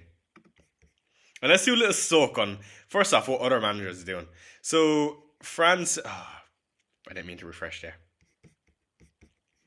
Let me bring up Fran. By the way, I absolutely love Fran. That's why I always keep tabs on him. He says, no news on Enzo, hence why I said luxury moves made, but price pressure and a unique opportunity to own Mbuemo for a few game weeks was interesting and what I settled on. I doubt I would have made it to... A Chai stream needs a Cactus Jack super chat. Smiley face emoji. It wouldn't be a stream without Cactus Jack hitting me with a super chat. Channel member and one who's been sending me donations, what seems every second game week this season. Thank you, Cactus Jack. I'm glad to hear that you're enjoying the streams. And to all of you who are watching, to the 170 you in here, glad that you are enjoying the streams. Do hit the like button and subscribe if you aren't already. We are closing in on 10k subscribers. I can't wait. That'll be a big milestone for the channel for sure. I feel like, when you're under 10k subscribers, no disrespect to anyone. This is how it works in my own mind. But when you're at 5k subs, then then you can say you're kind of, yeah, I make content. I'm a content, I'm established content creator. And it's a really, really big grind until you're at 5k. It can be really tough. And, some people put in a lot of work to get there. Again, I've been fortunate, of course, because my rank has kind of helped me out. But 10k is, is to the point where I can say, okay, I am a bit of a content creator. Even though I feel like my content isn't that good. Big Salah in 2025. Yeah, we got Salah in Choi's team before we had GTA 6. Fran's on the Saka cap. Yeah, I'm not surprised. Again, Fran is an excellent manager who knows how to weigh up risk. Just to go back to Cactus Shack, thank you so much for the super chat. I do appreciate it. That's interesting that he's gone to Richards and Mbuemo early. I'm just trying to think, how does that work in my mind? I would actually... What makes that really tempting is if I went to a Enzo out and Kuna in. There's something about it for me. Any Chelsea leaks doesn't look like we're going to get it. You're a legend, Choice says Shadow. Come on, you Spurs. Thank you. No, it's not that I doubt my content. You know what it is? The reason why my channel doesn't appeal more to the masses, I understand, so I really analyse my own channel, first off. I love to analyse my own channel. Let me quickly go to Tiny Fungus. He says, Choi is surely around the 2-year anniversary of creating your channel / Twitter account. It absolutely is. It actually is, I believe it's, what game week we're now? About 2 or 3 weeks ago, I think, was the anniversary, 2 years ago. But yeah, it's been a fun ride, and I've been really, really enjoying it. Stop using this fake Irish accent. Yeah, I've actually been putting on an accent this whole time. But where was I? Am I forgetting sidetracked? I was talking about Enzo. I really love the idea of going to Mateus Cunha from Enzo Fernandez and doubling up on the United attack. If I pencil that in, I think that is actually lovely. It's just I'm so unsure on Thiago. I actually can't even afford it. That's unfortunate. Cunha in and Thiago in would have been cool. And there's no other routes for me to get Cunha in for Thiago. Anyway, there goes that dream. But I was just saying that, I have a feeling about Cunha. I don't know what it is. I know I've brought in Bruno, but I don't know, man. W United attack, sign me up. By the way, this is Joven. Yeah, I can see that, Shadow. I don't know why my YouTube name is showing now. Yeah, it's weird. Sohil says, Tosun and Di to Gakpo. I don't mind it, but I wouldn't do it. I'd be reluctant on doing it this week. Again, I feel like Ndi can get DEFCON in this game versus United. Choi, am I crazy, or did I see a photo of you wearing a Man City shirt in the WhatsApp the other day? FPL Jinx, that is an AI generated photo. That's actually so funny, but yeah, it really does look like me. I'm definitely getting Cunha in Game Week 14. Yeah, I hear that, chicken. RMS says, which duo do you think is better for Game Week 12 and 14? De Ligt and Semenyo or Virgil and Sarr? Virgil and Sarr. Would you do Enzo plus Pope to Cunha and Verbergen? I wouldn't, personally. Choi, you're not on the Mateta boat anymore. I was never on the Mateta boat, to be fair. Anderson or Guardiola? Anderson. Start Krupi or Anderson? Anderson. Captain Saka or Haaland? I would captain Saka. Voldemade, Rodin, King, Dubravka, Semenyo in the 11. Bench boost. Tough one, James. I think I would to get it out of the way, though, unless you have plans elsewhere to use the AFCON transfers. Wesley says, hey man, loving the content. Thank you, Wesley. He says, would you do Reinders and Gabriel Mukiele and Gakpo? Yes, I think I would. Mukiele, not necessarily after the price rises, I don't think. I'd probably look elsewhere. But yes, I would. Is Diego Gomez a good bet? No, I'd actually go Jorginho Rutter in that case. Which goalkeeper should I transfer Mamardashvili for? Appreciate his time served, but he's got to go now. Alisson, if you can get there. If not, Petrovic. Gabriel to O'Reilly and Enzo to Cunha. Done. Love that, Chris. Well done. Fair play. Why pick Kuna over Mbuemo? Mbuemo heads off to AFCON by game week 15 or 16. 10 super chats and I'll leak a childhood a photo of him in an Arsenal jersey. Oh, don't tempt Cactus Jack. You know he would as well. Why pick Kuna over Mbuemo? Answer that. Semenyo causing headaches right now. I know, it is awkward. If I had him, I would just play him. Enzo to Mbuemo. I mean, if you've nothing else to do, sure. But I wouldn't mind holding on to Enzo this week. I wish I had choice confidence. Just been off how dangerous Haaland has been. Yeah, I know. I guess it's just my playstyle. I'm so used to going against some of the more obvious assets that it's not an issue. I don't know why I can't comment on my main account. Hope you're alright. What do you think of Welbeck captain? I'm not mad on Welbeck captain, I'll be honest. I feel like there are 5 better options. I start with Diakate over Shalaba or Enzo. I don't think so.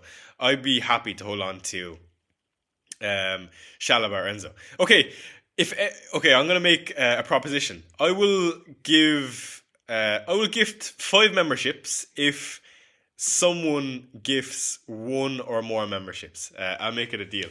Again, that's not an incentive to try to become a member, but if anyone has thought about becoming a member or wants to share memberships, I'll back it 1-to-1 with 5 myself. What do you think of Caicedo to Dango? Just looking for a sub 6.3 midfielder. Again, I would just in that case go to Elliot Anderson. Chelsea leaks, doesn't look like we're getting it. What are your top 5 captains? Great question. Salah number 1, Saka, Bruno, Haaland, and then I'd probably go with probably Virgil. Like, you know what I mean? I feel like captaincy is not really that obvious if you're not going with Salah. Tiny Fungus started this. Oh no. Tiny Fungus, what have you done? Tiny Fungus started this. Smiley face emoji. Cactus Jack is not about to send 10 super chat. I need to ban him if he starts. And Chicken with the membership. And Shino has won the gifted membership. Thank you, FPL Chicken and Cactus Jack. That was quick. It didn't take long. So I have to back it up with my 5 gifted members. And thank you, Cactus Jack, again for the super chat. Okay. I will give away 5 channel members. This is how we're going to do it. First off, hit the like button and subscribe. I don't know if the like goal is over 150. We have to hit the 150 like goal. And then secondly, spam W chat in chat to have a chance of winning a channel membership. So spam W chat in chat and we'll get the channel memberships rolled out to you guys. And let me see you guys spam it. In chat. I'll have the chat open again, and then we'll talk 10 minutes of FPL for the last remaining time, and we'll do some quick fire questions. So thank you for supporting the channel, lads, for those who sent some super chats. I mean, you're too good. W chat W chat.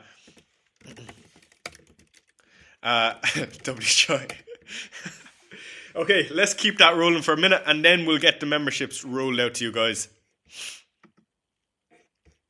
Again, I can't tell you how much I appreciate you guys supporting the channel. Let's get the likes over 150 likes. We're almost there. I mean, 125. I'll hit the like button on my own stream. Again, let me refresh to make sure it is up to date. Okay, I don't think we're going to get to 150 in the next few minutes, but do hit the like button and I'll roll them out anyway. And a question from Robert. I see you in there, Robert. Again, you have that channel membership badge. You are more likely to get your question answered if you have it. More than shy, would you go Eze to Kuna for free? Or Eze plus Bowen to Fernandez and Welbeck for -4, I assume you mean. I would go Eze to Kuna for free and call it a day and hold on to Bowen. Alright. A few more W's, lads, and then we will gift these out. And then the remainder of the stream will be your questions. Okay, let's hit you with some gifted memberships. Here we go, lads. Good luck.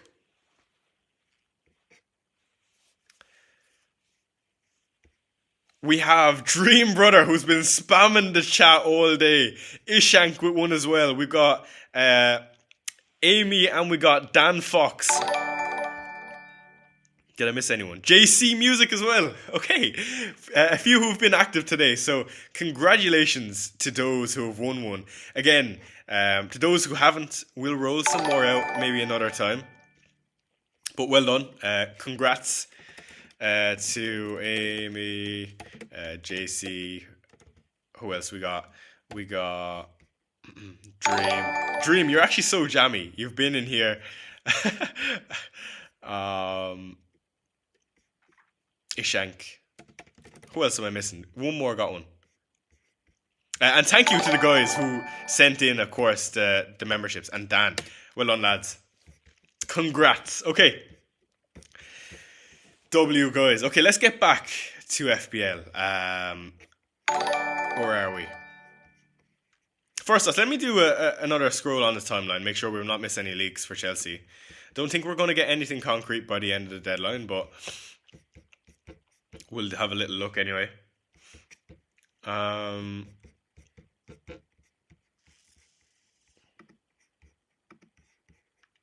Okay, sorry.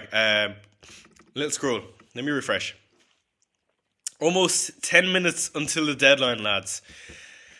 All right, let's get back to the team and your questions. So let's move on from the W chats and stick in a quick few quick fire questions. Real jammy dream, absolutely.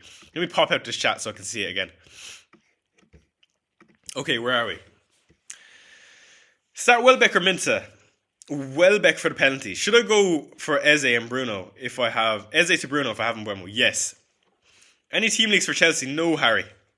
Harry Prickett, good to see you. Rodon or over Mukiele and Elliot Anderson this week, don't you think? No, I think it's very little in it. Yeah, the channel members now get emojis. I actually need to update those emojis. What, to the channel members, and again, for those who are not a channel member, again, you will have an opportunity to become one later down the line when I send out more. But what emojis would you like me to add? I feel like we need a green arrow, a red arrow. I wonder, can I make emojis for everyone? That'd be great. I'd love if everyone could interact. Haaland or Mateta captain? Again, I would just go Haaland. Bro, please, Minta or Enzo? I would play Minta. Only because any doubt of Enzo. Bench Senesi, Richards or Szoboszlai? I'd probably bench Richards. What is the FPL challenge team this week? I'm curious. You have me thinking. FPL challenge. Let's do this real quick. Oh, I have to register. I'm not registered, guys. Sorry. Let me know. I'll do an interior in chat. Hi, Chai. Bruno or Mbeumo over Haaland? Bruno. Chai Junior emoji. Yeah. What would that be though? Enzo to Gakpo? Yeah, I don't mind it. Jim. A T emoji? Yeah, no, that's a good one. Edo. Create FPL challenge team. What is the FPL challenge? I like an ambulance emoji. Yeah, an ambulance emoji for big alerts. Should I bench one of Richards, Senesi or Szoboszlai? Again, like I said, I would bench Richards. Start Foden or Elliot Anderson? I would definitely start Foden. Foden or Kuna? Kuna. A cactus jack emoji. We'll get a cactus in there. A cup of tea? Yeah. There's something very stereotypical Irish stuff. Yeah, it's almost a double barrel having a cup of tea. Anyway, sorry, let me keep answering your questions. Keep Semenyo or bring in Kuna? I would be so tempted to bring Kuna. And to be honest, I hope Kuna blanks this game week because, again, I don't own him and a lot of people are bringing him in. I know what FPL challenge is, but what are the parameters this week? I know the parameters change every single week. Richards or Gahey? I would start Richards in case there is any doubt about Gahey. Tarkovsky or Konate or Manoz? Saka, Semenyo or Mateta? Saka, for sure. Enjoy or Semenyo? I would start Semenyo because I think he doesn't play. Or if he doesn't play, he doesn't feature at all. Create FPL challenge team. Plus 6 points for over 30 passes. One player per team. Ooh, that is interesting. Okay, you know what I'm going to do? I'm going to make it in theory. I would have Bruno Fernandes. Passes. I'd have Saliba. I would have Virgil van Dijk.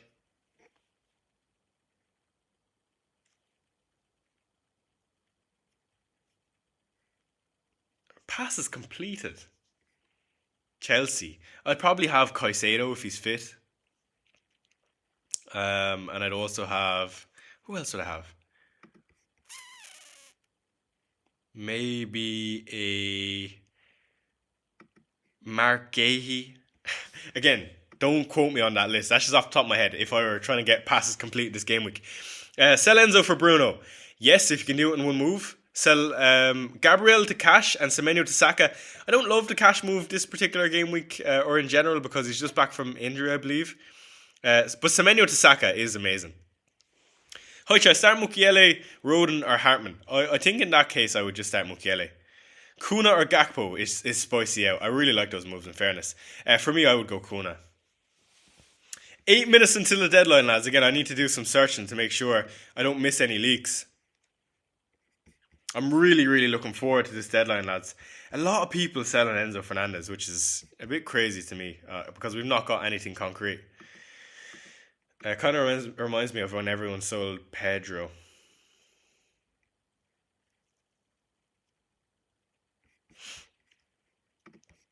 Okay, nothing on timeline. We'll refresh in another 2 or 3 minutes. Bench Anderson or Ndiaye? I would bench Anderson. Semenyo to Saka for a -4. Semenyo to Saka for a -4. No, I don't think it's worth it. Unless you think he's definitely going to miss out, which I don't. Bench one of Caicedo, Reece James, Senesi, Virgil van Dijk. Probably Caicedo. Again, that's a tough one to call. Saka and Thiago in for Bowen and Semenyo -4. You're killing me. Yes. Only because Saka's great long term.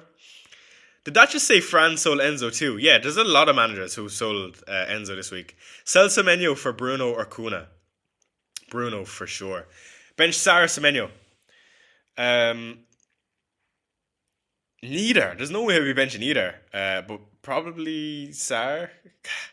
Right, lads, I have to go. Good luck, Chris. Enjoy the weekend.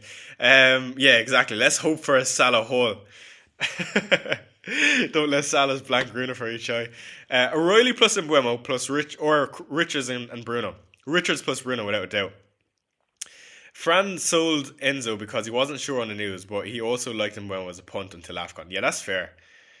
Timber predicted a price rise tonight. Really? I didn't know that, Connor. Yeah, let's actually have a look at the price rises tonight for any of you guys who are looking to go early. Let's go live FPL price changes. Who's rising tonight out of curiosity? Ooh, we have a whole heap rising tonight. We have Kuna, Trafford, Shalaba, Petro, Timber, Gravenberch, Casemiro, Sarr, Richards, and Sabazai. Richards finally getting that price rise he deserves. Welbeck, Senesi, Garnacho, and Cullen also rising tonight. Fallers, Bowen, Idzingra, Beto, Pedro Porro. Anyone else interested? Pickford. Other than that, no one else as I know. Gabriel also and Voldemade, which is mad. Okay. Richards finally, yeah. Let's do... yeah, that's a good shout from Elite Anime. He says, bro, I think Dubravka would be a good chance over Pope. But I've got double Chelsea attacks, so there's no way I could do that. For myself, anyway. I'm just trying to see if we can get any Chelsea news. Let me type Chelsea into the bar. See if there's anything on the timeline that are outside my own stratosphere. Chelsea. Latest. Chelsea. Okay, I don't see anything, lads. I don't think we're going to get anything before the deadline. Is Enzo not playing or something? What's happening? No, people are just getting rid of him. Again, you'll see a lot of people getting rid of. You'll see a lot of people not getting rid of. It's just one of those where, if you have the opportunity and the transfers to do it, why not take a punt? Enzo's not absolutely lighting up the world. Again, he's having some good chances, but I don't think there's any Enzo gate. And I think there will be uproar if Enzo does get a pension. But for me, I'm going to hold on to him. I think he's a good option this week if he starts. I think he's likely to start than not. Or more likely to start than not. Sorry. Man, I've severe Kuna FOMO this game week. And I'm not liking it. I wish I had Kuna. I spoke about him all week as well. I have absolutely no route to Kuna at all. Like, in theory, if I wanted to get rid of Enzo, it would just be for Kuna, and I don't think there's any striker I like that I could replace Pedro for 6.3 million. It's unfortunate Thiago got that price rise. Let me filter by price. Sorry, guys, I know the deadline is coming thick and fast and I'm tinkering. But 6.3, is there any striker here? Not really, like. Raul Jimenez, maybe? Beto? Anyway, I digress. I'm happy with the team. I actually think it looks great this week. First off, before we finish up, we have 3 minutes until the deadline, and I'm gonna, keep refreshing the timeline. We are only 4 minutes away, but really looking forward to this deadline, lads. I'm going against captaincy once again. I think this is the week for me. I'm hopeful of my own team, of course. I really back my own players, of course. That's why I have them. And best of luck this game week. I mean, it's been a long international break. We've had a few. We're about to go into a spell of a part of the season where we have 8 deadlines in a month or something. I don't know how many it is. Like, if we scroll down to game week 15, if we go to game week 15, that brings us in to, or game week 14, the start of, so in a space of a month's time, we have 5 deadlines. So really looking forward to it, lads. Anyway, I hope I've answered all your questions. I would start Semenyo in any case, hoping that he starts. And I would captain Saka over Haaland. And the North London derby prediction, I think it's going to be 1-1. I'm going to frantically keep refreshing the timeline in case we get anything. And we're going to leave the questions there, lads. And I do apologise if I've missed any. But I hope you've enjoyed the stream. Again, it's been another amazing one. And for the 200 that are in here, if you aren't already subscribed, hit the subscribe button and do hit the like button. Again, we will have the transfer plans either on Sunday night or Monday morning, hopefully. The latest on Tuesday at lunchtime. Again, it really depends on my schedule. But keep an eye out on that. You're going to want to see my moves for game week 13 because I do have another 3 free transfers. And you're going to want to see me talk about how I got on with Mo Salah. Anyway, we've 1 minute until the deadline. Let me quickly refresh the timeline and make sure I'm not missing anything and go into the people that I am following. It doesn't look like we're going to get anything before the deadline. Anyway, there is the roundup for the game week 12 deadline. Again, I've really enjoyed the stream. To the 187 of you that are watching, hope you've also enjoyed the stream. Best of luck this game week. I'm going to make a tweet. I want to see some of your teams on Twitter. If you are on Twitter, do follow me. If you aren't already, let me actually screenshot my team real quick. But hold on, let me screenshot. I'm really, really looking forward to this. And a lot of 3 o'clock kickoffs. And it's finally good to have football back. But anyway, lads, I'm going to leave it there. I hope you've enjoyed the stream as much as I have. And do hit the like button before you're on your way out. W chat, spam W's as I leave. But as usual, lads, I'm going to leave it there. And do keep an eye out on Salah this game week. Do let me know. And don't at me on Twitter if he blanks. Okay, as usual, lads, I'll see you in the next.